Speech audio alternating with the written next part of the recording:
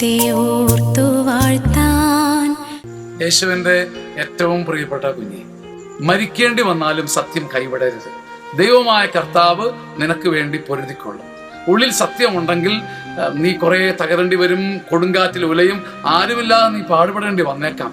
മരിക്കേണ്ടി വന്നാലും സത്യം കൈവിടാതിരുന്നാൽ ദൈവം പാപിയായ ബലഹീനനായ നിന്റെ സത്യത്തെ ശക്തിപ്പെടുത്തുകയും നിന്റെ സത്യം ഒടുവിൽ ലോകം മുഴുവൻ അംഗീകരിക്കുകയും ചെയ്യും. നീ ഇത് കാത്തിരുന്ന് കണ്ടുകൊള്ളുക.